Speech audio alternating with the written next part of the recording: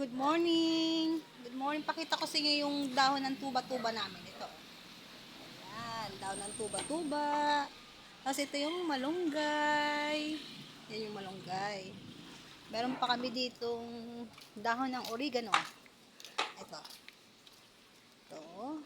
Lago na ng mga oregano. Tingnan nyo, ang lago ng oregano. Mga kapitbahay namin dito humihingi. Tapos ito naman ay santan. Meron din kami ditong kalamansi. Tingnan mo, oh, may bunga na yung kalamansi namin, oh. Dami ng bunga, oh. Daming bunga ng kalamansi. Tapos dito naman ay may papaya. Ayan, oh.